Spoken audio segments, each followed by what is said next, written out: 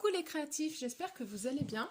Alors aujourd'hui, j'avais envie de vous parler un petit peu de l'acrylique, notamment pour les débutants. Quel est le matériel que vous pourriez utiliser? Donc voilà, je vais aborder un petit peu 5 conseils qui sont basés sur mon expérience, enfin en tout cas sur les erreurs que j'ai pu faire, ce que j'en ai tiré, et ça n'empêche pas après vous de faire de toute manière comme vous le sentez, comme vous préférez, et en fonction surtout de votre goût et de vos motivations. Voilà. Donc la première des choses quand on débute, j'ai envie de dire, c'est de ne pas se ruiner. C'est-à-dire que quand on est débutant, bah déjà on ne sait pas si on va aimer ou pas aimer le médium, et non pas média comme j'ai pu dire dans une autre vidéo. Donc on ne sait pas si on va aimer, on ne sait pas si ça va nous plaire sur la durée, on ne sait pas si on va arriver à la maîtriser.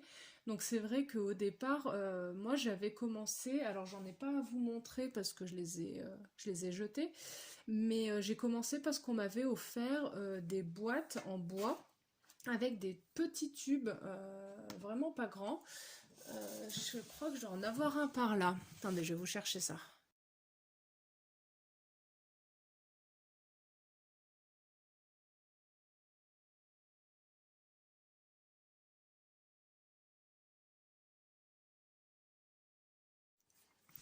Me revoilà. Et du coup, j'en ai profité pour vous ramener un petit peu du bazar. Donc, ce qu'on peut trouver dans les coffrets, c'est des petits tubes comme ça. Bon, ceux-là, ils sont neufs parce qu'on m'en a réoffert il y a pas longtemps. Et ils font 20 millilitres. Et moi, je tourne plutôt avec des tubes de 250 millilitres. Donc, c'est vrai que du coup, bon, voilà. Alors c'est très bien, je pense, tous ces petits tubes. Bon, je les ai pas tous sortis parce qu'en fait, on a un certain nombre de couleurs. Bah là, par exemple, il y a deux bleus différents, donc c'est intéressant. Quand on débute, des fois, on se dit oh là là, faut que j'ai plein de couleurs, il faut que j'ai une panoplie complète. En plus, dans les petites boîtes, ils offrent donc des palettes en bois. Donc ça c'est pratique. Bon là c'était une palette à l'huile au départ, mais bon après vous grattez bien. Mais voilà, ils offrent une palette, donc c'est un côté intéressant.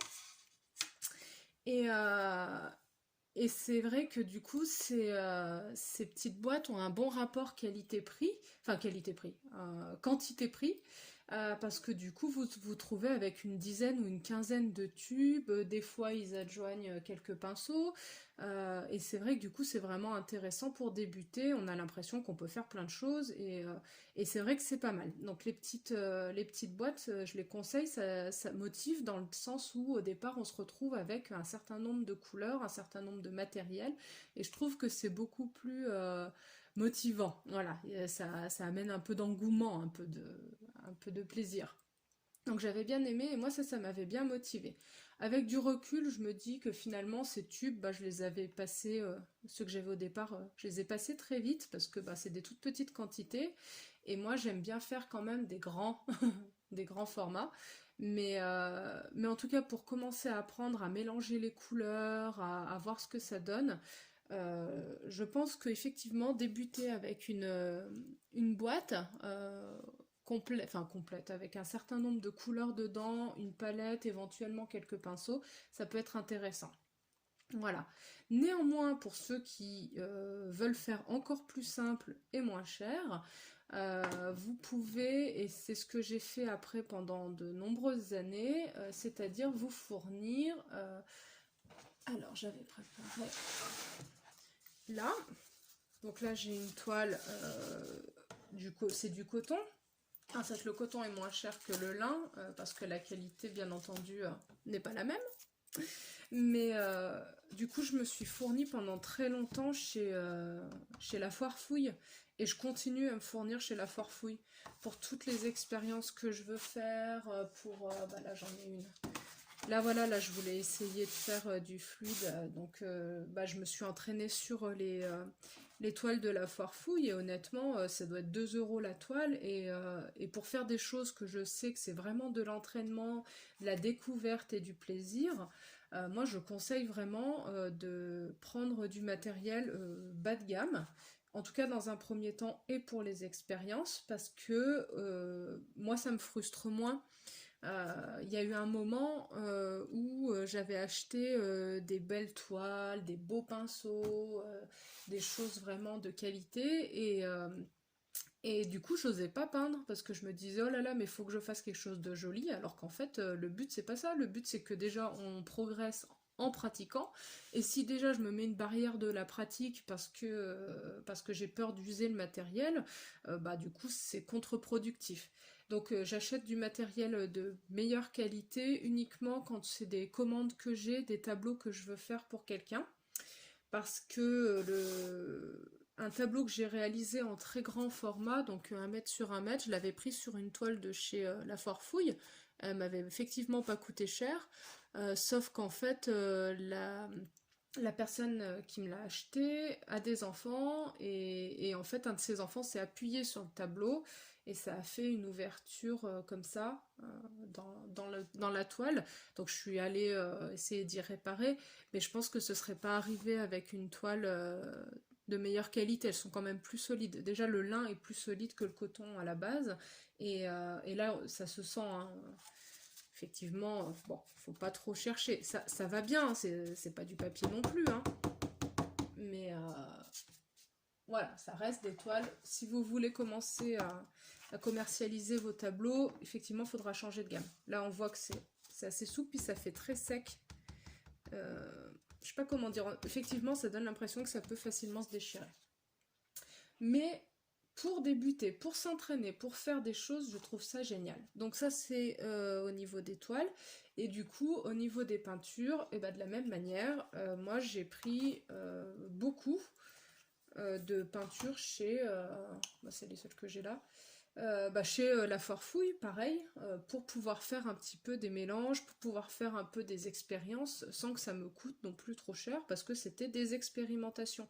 Et je pense que quand on débute ou quand on teste de nouvelles choses, c'est mon point de vue, hein, je sais que des gens ne le partagent pas et je l'entends, il n'y a pas de souci. En tout cas, moi, j'ai pas envie de mettre 50 euros dans une toile ou 20 euros dans un tube de peinture d'excellente qualité pour faire des expériences.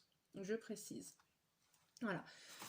Donc, au début, et encore maintenant, quand je veux faire des choses comme ça, je prends du matériel de chez La Foire Fouille, Jiffy ou n'importe quoi qui coûte pas cher.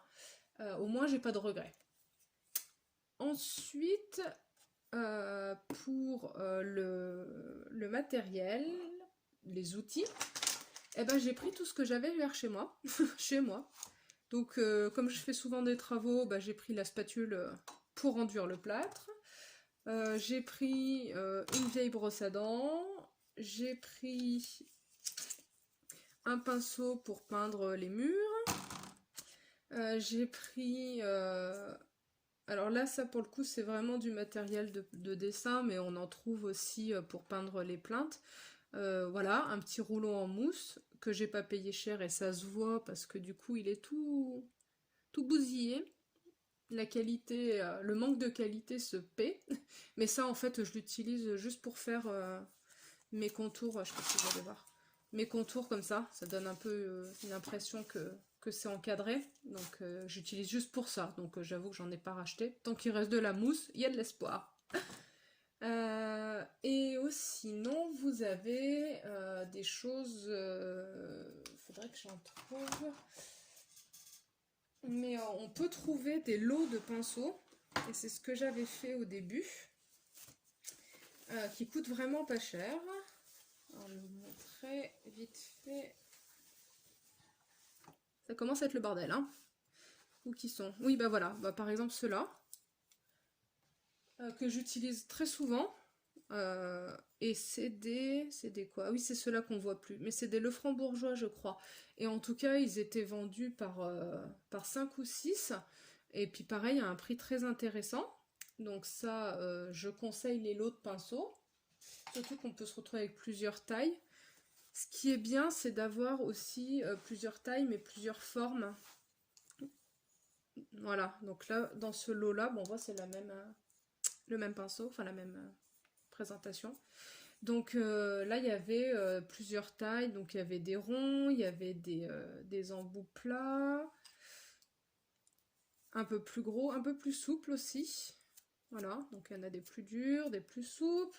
Donc ça, c'est intéressant, c'est de varier un petit peu, si vous pouvez, les têtes des pinceaux. Ça vous permettra de faire des choses beaucoup plus variées, d'en prendre des petits. Alors j'en avais des verts, je sais pas où ils sont. Disparus. Bon, parce que j'avais un lot de pinceaux en embout vert. Et c'est pareil. Ah bah voilà, ceux-là. Des Daler René et qui effectivement étaient vendus par 5 ou 6 également, donc à des prix très intéressants. Donc n'hésitez pas à aller voir les assemblages comme ça. Je crois que, je sais plus, ceux-là. Ouais, les Lefranc-Bourgeois, j'avais dû les prendre à Carrefour et ils sont toujours vivants, hein, ils ont 15 ans, je sais plus, 10 ans. Enfin, en tout cas, ils ont un certain nombre d'années et ils vont très bien. Voilà. Pour les pinceaux, de ne pas aussi se tromper, c'est-à-dire aller pas prendre des pinceaux à aquarelle pour faire de l'acrylique, ce serait vraiment dommage. Alors, autant j'utilise les pinceaux acryliques pour faire de l'aquarelle, autant les pinceaux aquarelle, jamais je les utilise pour l'acrylique, j'ai vraiment pas envie de les abîmer. Voilà, pour faire un petit peu le tour pour les pinceaux. Donc, pour ceux qui débutent, effectivement, allez-y au plus simple. Regardez ce que vous avez chez vous, même des gants en plastique, des éponges, ça peut faire l'affaire. Il vous faudra aussi, bien entendu, un pot. Bon, là, je l'ai utilisé tout à l'heure. Un pot pour l'eau. Donc, prenez-en au moins 2, voire un plus grand. Après, en fonction de la taille de ce que vous peignez, il y a une époque où je prenais carrément ce gros pot-là que je remplissais parce que je faisais donc l'étoile de 1 mètre par 1 mètre et j'avais besoin de vraiment bien décharger mon pinceau. Surtout que je prenais un pinceau plus grand que celui-ci encore. Ça, c'est du 30 et je crois que je devais prendre du 50 ou du 60, le double. Voilà. Ensuite, pour finir sur le matériel, c'est la question des couleurs. Donc on a vu que si vous prenez tout un agencement de couleurs, pardon, ça peut être intéressant. Ah oui, je vous ai pas dit, pareil, j'avais pris un lot de couteaux en plastique. Il y en avait 5 ou 6 dedans. Et alors c'est pas pareil que les couteaux en métal, hein, mais néanmoins ça fait quand même un truc qui est intéressant. Et même des fois j'aime varier parce que ça fait des choses très fines et ça un peu plus grossières. Les aplats sont sympas aussi avec le plastique, donc voilà, n'hésitez pas à varier. C'est pas parce que vous allez prendre un couteau en plastique à 1 euro, les 5, que ça va vous empêcher de faire des expériences et de faire des effets. Au contraire, faites-vous plaisir. Donc je reviens sur les couleurs. Théoriquement, avec du bleu, du rouge et du jaune, on peut tout faire. Après, c'est vrai qu'il y a des variations. Si vous prenez un rouge orangé ou un rouge rose, ça ne vous fera pas les mêmes mélanges avec le bleu, vous n'obtiendrez pas les mêmes violets.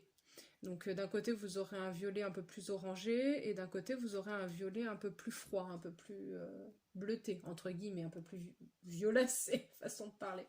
Donc ça peut être intéressant si vous voulez être un peu moins restreint, de prendre par exemple, plutôt que de prendre 40 couleurs différentes qui vont peut-être se perdre, de prendre par exemple 2 bleus différents.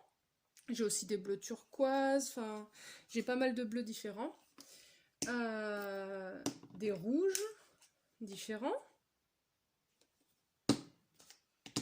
et des jaunes différents parce que du coup ça vous fera vraiment des mélanges beaucoup plus variés, même si de base on peut vraiment tout faire avec le rouge, le bleu et le jaune.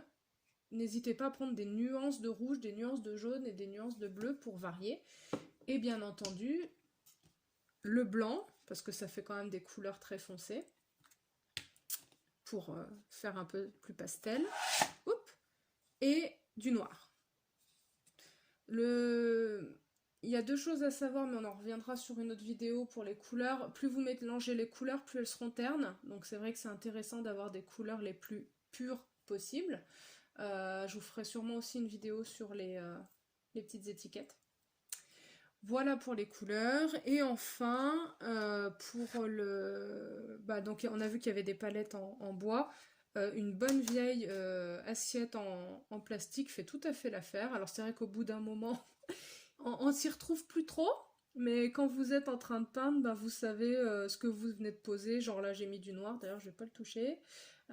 Du blanc, et puis l'orange, il est là. Je l'ai presque tout passé. Mais voilà, donc pas besoin de se prendre la tête à prendre des immenses palettes, une bonne vieille assiette de présentation, et puis ça ira bien. Et le fameux petit torchon. Et je crois qu'avec tout ça, si vous avez 3 couleurs, mettons 6 si on prend des variantes, du blanc, du noir, un support, de quoi peindre, même juste quelques pinceaux, un torchon, vous êtes parti, vous pouvez vous amuser. Il existe aussi des cartons toilés, je ne vais pas retourner en chercher, mais voilà.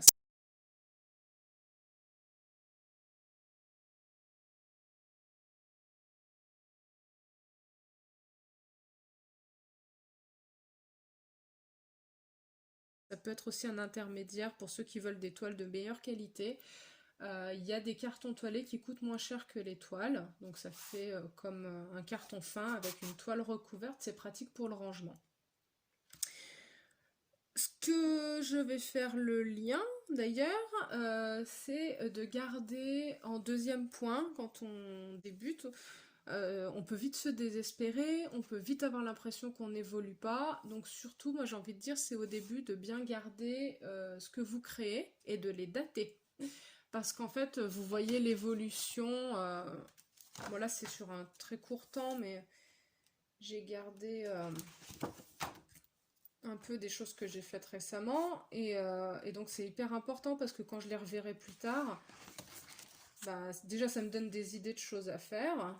Et puis quand je les verrai plus tard, je me dirai ouais j'ai évolué ou pas. Et là je me rappelle à chaque fois dans chaque tableau ce que j'ai voulu essayer d'expérimenter. Ça c'est mes petites feuilles d'expérimentation. Ça c'est l'art abstrait que vous avez dû voir sur une des précédentes vidéos.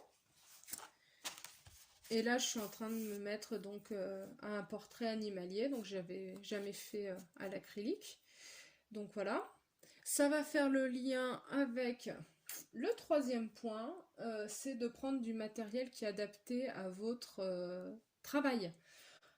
Si vous prenez... Où qu'il est Si vous prenez ça pour faire votre tableau, là je risque de faire même pas de l'abstrait, de la pâtée, à mon avis. Donc du coup là j'ai vraiment sorti et acheté récemment des tout petits pinceaux. Donc là c'est du 2 de chez Léonard. Franchement je vous en ferai un retour, mais ils sont super. Donc c'est de l'acrylique, alors là il a un peu souffert. Mais pour faire tous les petits détails, c'est royal. Donc, et en même temps, si vous prenez ça pour faire une toile, alors je vais vous déplacer 2 secondes, comme celle-ci, hein, on peut se douter que ça va être vite compliqué. Donc là, ça fait 80, je crois. Enfin bref. Donc évitez de prendre des outils qui soient inadaptés. Là par exemple pour faire le fond j'ai pris celui-ci, et c'est aussi ce qui m'a permis de faire là les branchages, enfin les branches tout court de ce petit cerf. Voilà. Donc du matériel adapté. De la même manière, donc je vous disais de ne pas prendre les pinceaux à aquarelle pour de l'acrylique. Donc là, ça c'est un pinceau à acrylique. Mais il y en a vraiment toutes les tailles, toutes les formes, toutes les marques. Alors moi j'adore avec les gros manches Si vous avez vu la vidéo sur les stylos blancs, moi j'aime bien quand c'est bien en main. Hop, voilà. En quatrième point, ou troisième, je suis perdue. Oui, en quatrième point, il faut bien ne pas hésiter à explorer la technique à fond. C'est-à-dire qu'avant de se lasser et de se dire qu'on est nul dans telle ou telle technique, et ben, il faut essayer. Donc là, j'ai essayé, comme je vous montrais, de faire un portrait. J'en suis pas contente, mais je recommencerai. Après, j'ai essayé de faire plutôt du floral, mais un peu graphique. Après, de l'abstrait. Là, je vais essayer de faire quelque chose de plutôt réaliste. Je m'amuse avec les outils. Je fais des choses qui m'intéressent beaucoup. Avec les compléments, comment on peut appeler ça, les adjuvants. Voilà, là-dedans j'ai mis des choses qui m'ont permis d'obtenir une peinture extrêmement liquide et qui se mélange pas. J'ai vraiment pas fini de m'éclater avec l'acrylique et de découvrir, et je découvre en regardant des vidéos YouTube, donc n'hésitez pas à regarder plein de vidéos de plein d'artistes. Je découvre des nouvelles techniques tout le temps et je m'éclate en fait, et j'ai envie d'essayer, j'ai envie de faire plein de choses, et c'est ça qui fait que vous allez progresser, c'est en essayant vraiment beaucoup de choses. Donc voilà, et puis pour finir, donc ne pas se mettre la pression, et c'est pour ça que des fois j'aime bien acheter du matériel bas de gamme, parce qu'au moins là, dans ces moments-là, je me lâche, je m'en fous, et c'est ces moments-là où on n'a plus cette réserve, cette retenue. Là, le chien, je voulais vous le filmer, mais en fait, déjà de base, là pour le coup, je me mets vachement la pression parce que c'est important pour moi de le réussir. Et si en plus il y a la pression, entre guillemets, du film, que faut que je gère la caméra, si c'est flou, si c'est pas flou, que je gère le fait que la photo est sur mon téléphone en même temps, enfin c'était trop compliqué. Donc là, c'est important pour moi ce tableau, donc j'ai pas envie de me mettre la pression. J'ai pris là pour le coup, pas que des peintures de qualité, hein. La toile, la feuille est super. J'avais fait un lavis et elle a gondolé et elle s'est vite remise à plat en séchant. Donc le papier est super. Par contre, il y a des choses. Là, je vais fermer, j'ai pas envie de le salir. Comment dire, la peinture Jiffy, chaque fois je dis Jiffy, mais non, la foire fouille, elle est vraiment transparente, et c'est vrai que c'est difficile de faire quelque chose d'opaque avec. Les couches, on voit à travers, mais alors là pour le coup, je l'utilise parce que ça m'intéresse vachement pour mettre les couleurs que je veux. Ça me fait des couches qui se superposent de marron. Là j'ai acheté du orange aussi, que c'est une couleur que j'aime pas du tout, mais qui est transparente. Donc ça m'intéresse bien. Je peux juste mettre des teintes. En fait, ça fait pas un pâté coloré, ça fait une teinte qui se surajoute à la teinte du dessous. Donc ça, c'est intéressant. D'ailleurs, faut pas hésiter quand vous commencez un peu à prendre de l'expérience et du plaisir à, pour le coup, acheter des peintures différentes et de marques différentes. Vous allez voir qu'elles réagissent pas toutes de la même manière. D'Albe ne réagit pas de la même manière que le Louvre, qui est vraiment très opaque, qui ne réagit pas de la même manière que Art Création, etc., etc. Donc après, n'hésitez pas à varier les plaisirs, comme on dit, et vous n'en serez que plus enrichis. Voilà, et écoutez, j'espère que ça vous aura servi. En gros, adaptez votre matériel à votre évolution et à votre progression. Ne visez pas trop grand, ne vous mettez pas la pression, gardez bien la trace de vos expériences, ça vous sera très utile rétrospectivement parlant. Adaptez le matériel à vos projets, et puis avec tout ça, faites-vous plaisir, et j'ai envie de dire, sortez vos pinceaux, et c'est parti! À bientôt!